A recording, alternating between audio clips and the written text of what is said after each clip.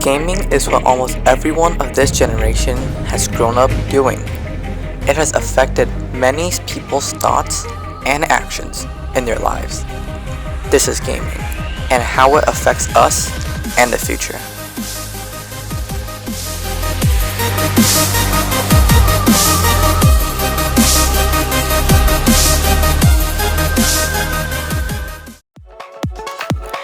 Gaming has been evolving ever since it got popular in the 1980s.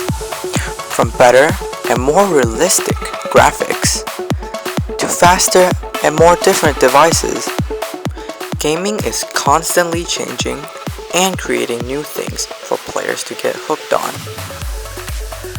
We will explore the areas of life gaming has impacted, including businesses, our brains, and sports.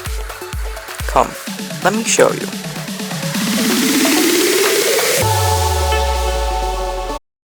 Over the years, the gaming industry has shown no considerable signs of slowing. Instead, the upward trend has continued for decades. But how are gaming companies earning anything when so many popular games of the past few years are labeled as free? The business model these games are following are very important. Two main ones dominate the free-to-play sector. There is a freemium model and a model where the player can buy things for cosmetic uses. Two games are great examples of each of these. For the freemium model, it is Clash of Clans. The other can be represented by League of Legends, another very popular game. The only major difference between the two examples are how the money spent will affect the gameplay. In Clash of Clans, you will be able to advance in the game much faster than the average player who doesn't spend money. On the other hand, in games like League of Legends, you won't have much significant change in gameplay, other than how things look. Last year, in 2015, video game sales hit $61 billion in total, which is a new high.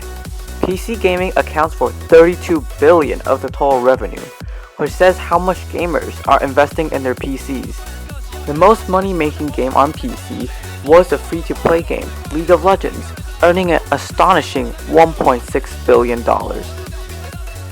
In the mobile section though, it was Clash of Clans who dominated the sector, which raked in $1.3 billion.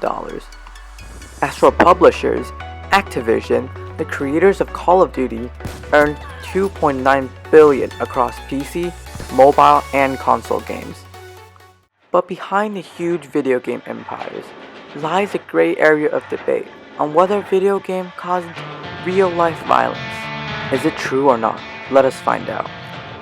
You may have experienced this yourself, or you may have not, but parents and media like to dissuade kids from playing video games by linking it to murderers and psychopaths. In a study done by the APA, or the American Psychological Association, said that video games did indeed increase aggression in the players, but there is not enough evidence to link crimes and criminals to video games specifically. Interestingly, a study published in 2016 by Oxford University said that video games don't even make children more violent and aggressive. Scientists are very divided in opinion on this topic. Some insist violent video games make people more violent. Some insist there simply isn't enough evidence to support that argument. Charts that compare video game sales and crime show that the sales of video games have gone up, but the crime rate keeps dropping. But with increasingly more violent and realistic video games, there is no doubt that this argument will continue for decades.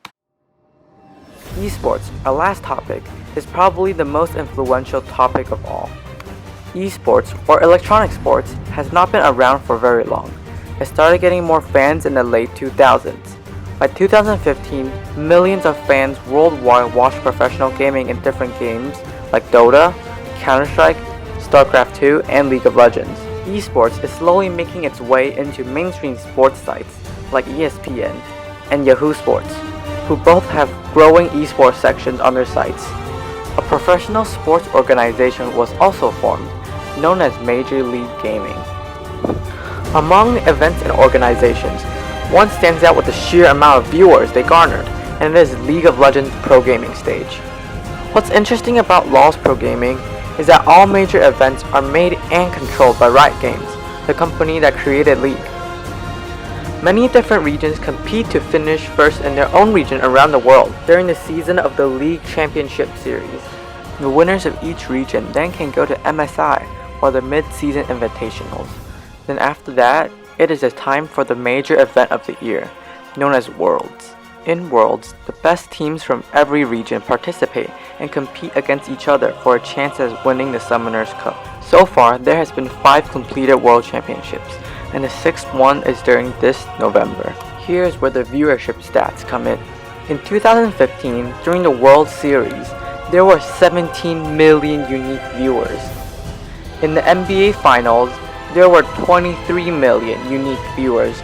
On the other hand, in esports, during the League of Legends World Championship, 36 million unique viewers were recorded, crushing the viewership stats of the real sports.